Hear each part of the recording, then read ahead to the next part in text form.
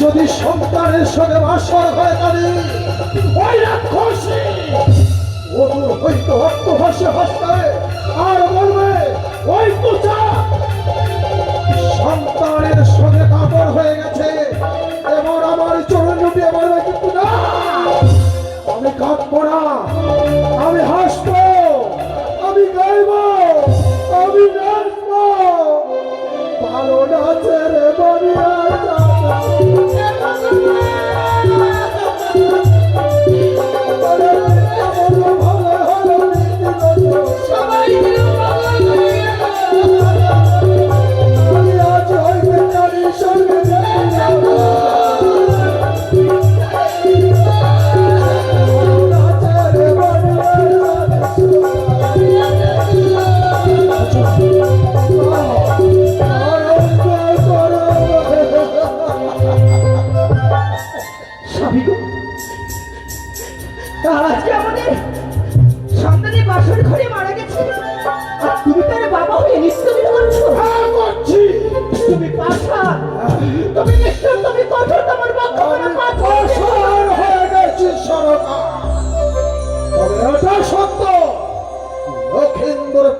মারা গেছে, আমার আপদ বিদায় হয়েছে। দেখো মনে হচ্ছে লক্ষ্মীন্দর পাশের ঘরে ঘুমোচ্ছে, তোমার বাবা বলবে, আমার বাবা বলবে। আমি তোমার একটি কথা বলবো তো। কে বলতে চাও? আমি তোমার চরন্তরে আমি আমার সেই রাজল পেতে নিলাম, তুমি একটিবার বাবার চরণে পুজো করো। সন্তান ভিক্ষার জন্য এই রাক্ষসে পূজা করতে পারছো, তুমি আমার সরকার, এই মুহূর্তে তোমার চোখ টেনেছে কুকুর শিয়াল দিয়ে খাওয়া। লক্ষেন্দ্র বিতঙ্গ স্পর্শ করবে না, বেড়ে যাও বাসর ঘর, এই মুহূর্তে বাসর ঘর পরিত্যাগ করো তুমি। না, না, না, না, না, না। তুমি আমি বাসর ঘর পরিত্যাগ করতে বলো না। আমি যাবো না, আমি যাবো না, লোকাইকে বাসর ঘর যদি এই মুহূর্তে পরিত্যাগ না করো, সকাল হলে সন্তানের সঙ্গে তুমি আমারও মৃতমুখ দর্শন করবে।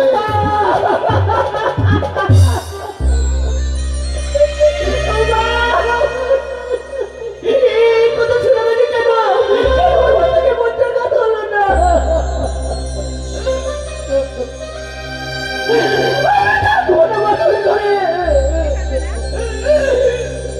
এই মোটে বাসর ঘরে পরিত্যাগ করে আমি চলে যাবো। ওই তো লোকাই আমার মা, মা বলে রাখছি, মা তুমি আমায় ছেড়ে যেও না। তুমি চলে গেলে কে আমায় খেতে দেবে? কাকে আমি মা মা বলে ডাকবো?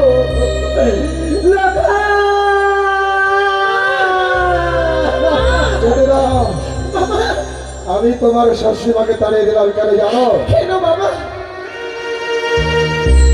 এই সারা চম্পক নগর আমার আপন জন বলতে আর কেউ রইল না, একমাত্র তোমার শাশুড়িমা।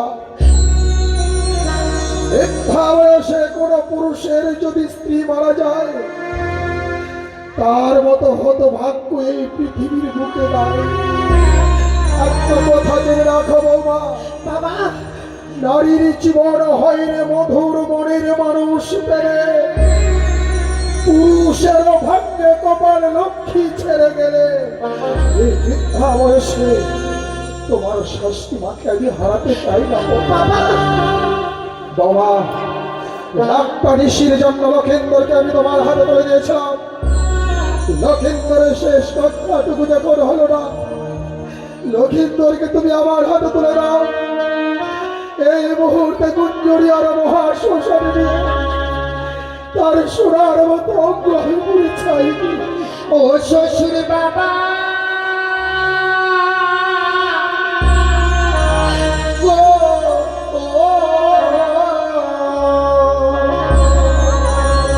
আমার স্বামী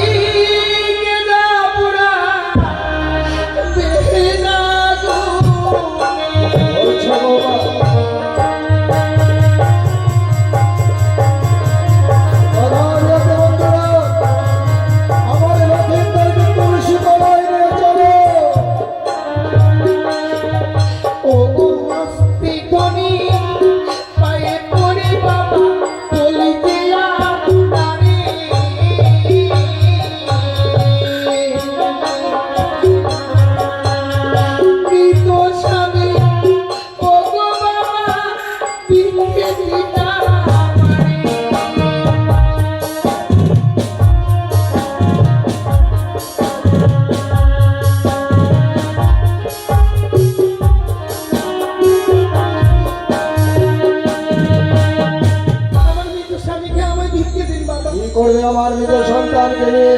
মৃত স্বামী লক্ষ্মী লইয়ে বাবা হাসি বসা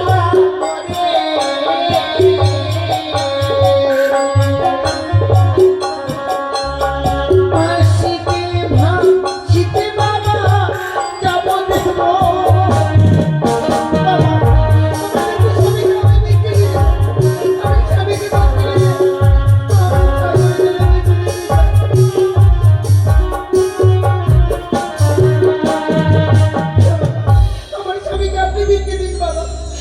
স্বামীকে বলকে লই যাব আমি ওই দেবপুরে, প্রত্যেকটি দেবতার কাছে স্বামীর প্রাণ ভিক্ষে চাইবো। বাবা অতিক্রম হয়েছে তোমার, লক্ষেন্দ্র প্রাণে মারা গেছে বলে লক্ষেন্দ্র সদে অতিক্রম হয়েছে বৌমা তোমার। ভুলে যেও না, এই কঠিন পৃথিবীর মুখে আর যদি কেউ প্রাণে মারা যায়, সে আর কখনো প্রাণ ফিরে পায় না। বাবা দেখাতে পারবে এই কঠিন পৃথিবীর মুখে কোন সতী নারী তার পতির প্রাণ ফিরে পেয়েছে? তাহলে সত্যি সাবিত্রী করে তার স্বামীর প্রাণ ফিরে পেয়েছে। সতী সাবিত্রী কথা আমার অজানা নয় বৌমা। সতী সাবিত্রী নিজের সততার গুণে পেয়েছিল সম্মান, ধর্মরাজের সঙ্গে বাদ যুদ্ধ করে ফিরে পেয়েছিল সত্যবান। সে যে ছিল প্রতিজ্ঞতা সতী। বাবা, আমিও তো আপনাকে অষ্টমতে লড়াই করে ডালে দিয়ে সিদ্ধ করে দিয়েছিলাম, তাহলে আমি কেন পারবো না বাবা? নিশ্চয়ই পারবো। শুধু বেশ, তুমি যখন আমার মৃত সন্তানকে পেতে চাইছো, আমার সন্তানকে তোমার হাতে তুলে দেবো সত্য। যদি আমার সন্তানকে নিতে চাও, এই মুহূর্তে তোমার অঙ্গে যত রয়েছে অষ্টলঙ্কার, এই মুহূর্তে তুমি আমায় খুলে দাও। বাবা, এই অলঙ্কারগুলো পরিধান করে আছে আর এগুলো চাইছি, এগুলো আমি মন থেকে অনেক আগে পরিত্যাগ করে দিয়েছিলাম। যে নারীর স্বামী একবার মরে যায়, সে নারীকে আর কোনো অলঙ্কারে মানে না বাবা। যাকে দেখাবার জন্য আমরা অলঙ্কার পরিধান করি নারীরা, সেই মানুষটাই যখন নাই, তবে আমি কার জন্য পরিধান করবো? আমি খুলে দেবো বাবা, আমি এক এক করে সমস্ত অলঙ্কার খুলে দেব। ওই আমার কষ্ট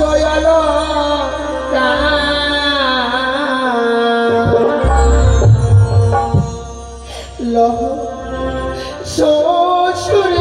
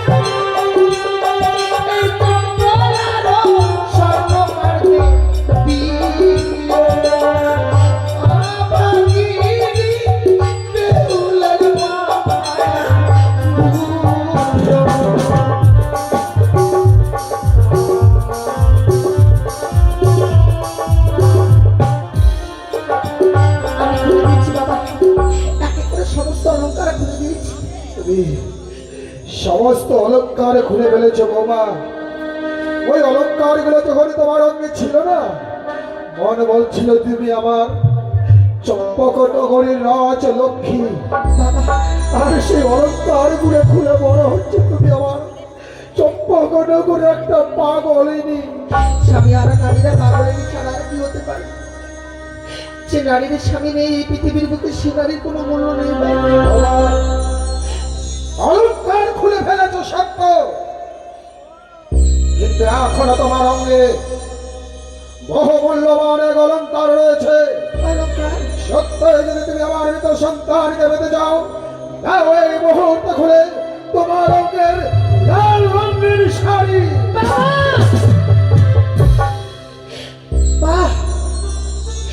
শুনেছি পাষাণে মাথা ঠুকলে নাকি পাষাণ গলে যায়, আর আজকে আপনি এত পাষাণ হয়ে গেছেন, শেষ পর্যন্ত আপনি আমার এই পরনের শাড়িটুকু খুলে নিতে চাইছেন।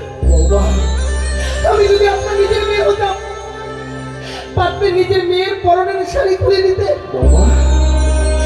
আমি আপনার নিজের মেয়ে নই বলে আমার পরনের শাড়িটুকু খুলে নিতে চাইছেন বাবা। এত ভুল ভাবলে তুমি আমায়, এত খারাপ মনে করলে তুমি আমাকে। তুমি না একটু আগেই আমায় বললে তুমি ভগবান দর্শনে যাবে, বাবা আর ভগবান দর্শনে গেলে এক অমর এক সিদ্ধে যেতে হবে। আর যতক্ষণ পর্যন্ত তোমার অঙ্গে ওই লাল রংটা থাকবে, লাল রংটা থাকবে, আর কামনা বিষয় বাসনা তোমায় পিছু থেকে টেনে ধরবে বৌমা। ও যে লালসার প্রতীক, ওই লাল রংটা যে তোমার লক্ষ্যে তোমায় পৌঁছাতে দেবে না বৌমা। সনাতন অনুযায়ী তুমি এখন বিধবা, বিধবা। আর বিধবাদের একটাই বস্ত্র, সেটা হলো ধবল, আর সেটা থাকবে শুধুমাত্র শান্তির প্রতীক। তাই আমি তোমায় ধবল বস্ত্র দান করবো বৌমা।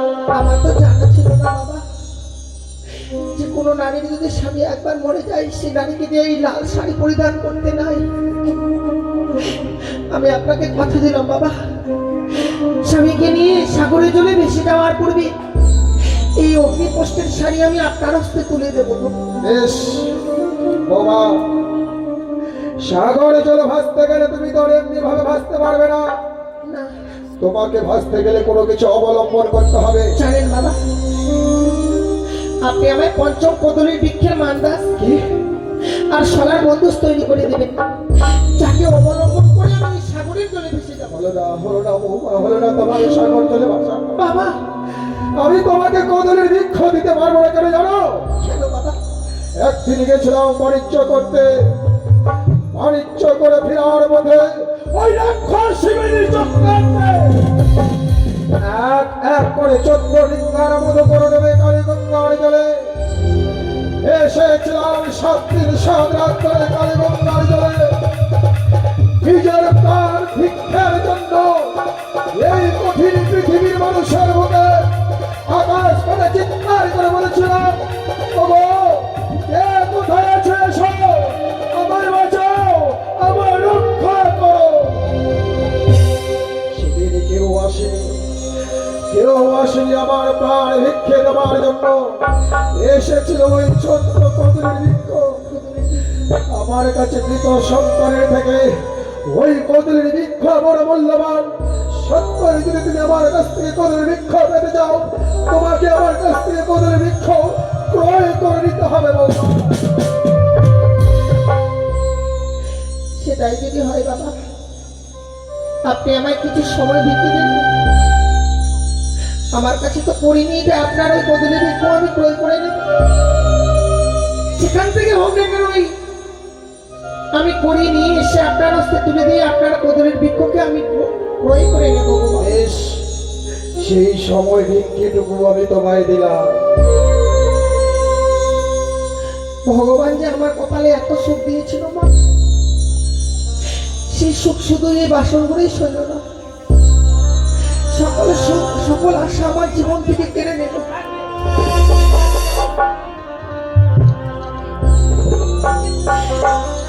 ওগো চম্পানগরের বাবা মায়েরা, আমার এই বিপদের দিনে আমায় একটু করে পয়সা ভিক্ষে দিন না গো।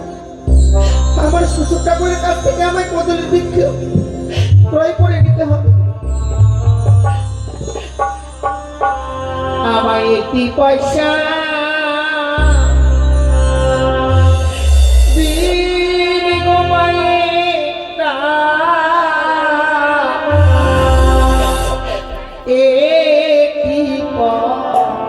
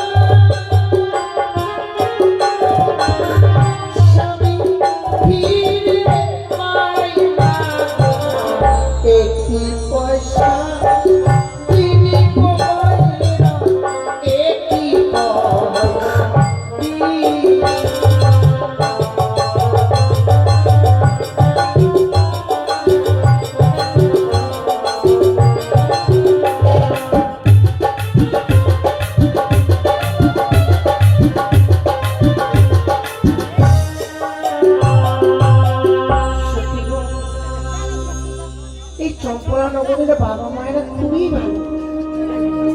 আজ আমি বিপদে পড়ে ভিক্ষে করতে এসেছি বলে সকলেই ভিক্ষে দিয়েছে।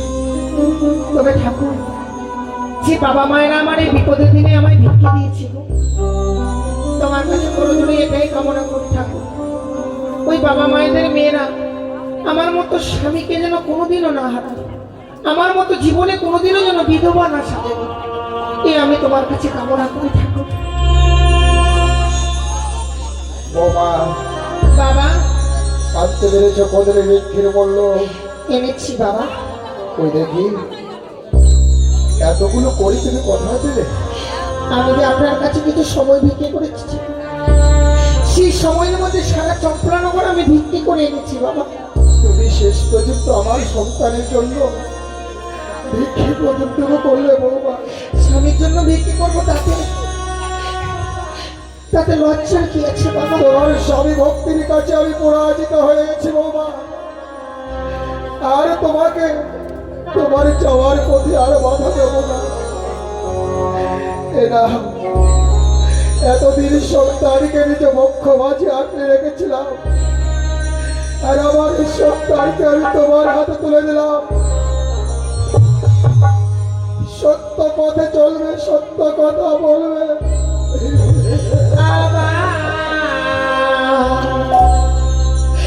শ্বশুর বাবা গো,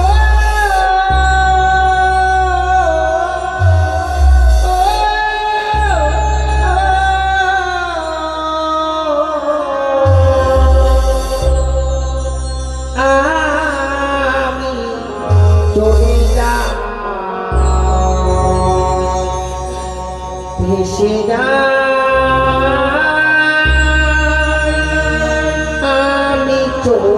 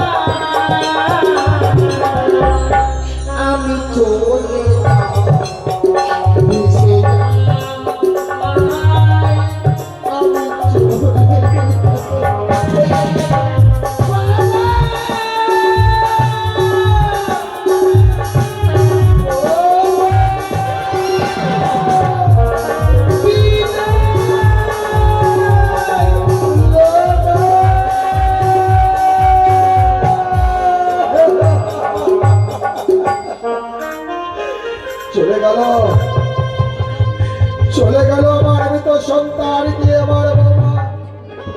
ওগো ওগো পরম পুরুষ বলারা, আমি যদি কোনোদিন কোনো পূর্ণ করে থাকি, আমার পূর্ণের ভাগ আমার বৌমার মস্তকে